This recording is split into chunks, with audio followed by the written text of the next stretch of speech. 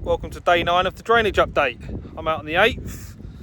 Give you a little show around of what they've been up to today.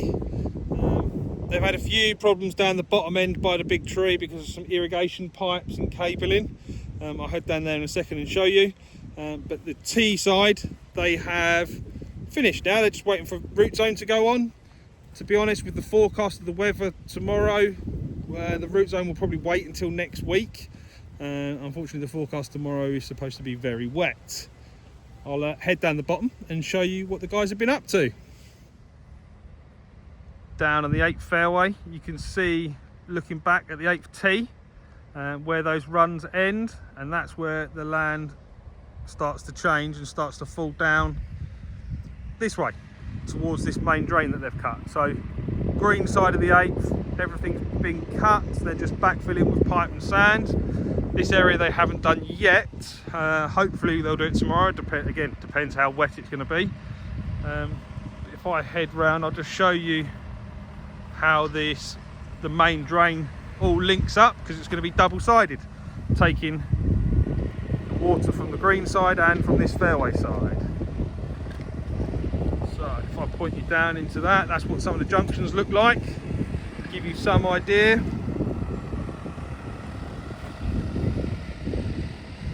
So that can take quite a lot of water through there. I'll take the opportunity to show you how the sand hopper works when they're backfilling with the sand. We've got Adam driving the tractor. So sand's obviously on a belt coming out into there, and then there is a blade that sits underneath.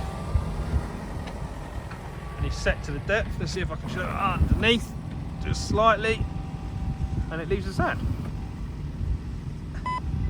And then we've got the press wheel on that run over there that follows behind, just putting pressure on it and compressing that sand down into the trench. I've said a few times now that there's been a few complications trying to avoid pipes and services that's under this 8th hole. Here's a prime example of what we're trying to miss.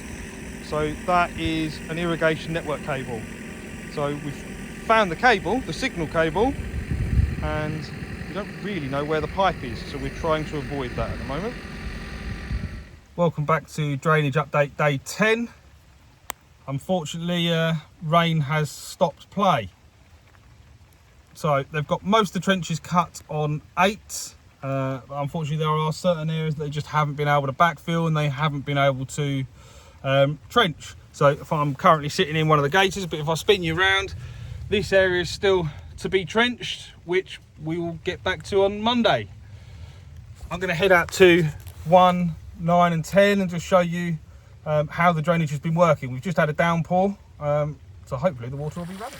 So that is the outfall drain on the first. At least it's getting some of the water off the course. And that's that little bottom corner. Well, that's the main one, so that's the main outfall that all of those lateral drains drain into, and that's the volume of water. Stopped raining 5 minutes ago. And this one is the outfall on the 10th. So all the lateral drains run into that and then come down to here. Can only be positive, that much water getting off the golf course. Some of the members have asked a question about what's going to happen with this spoil dumping area to the left of the 18th.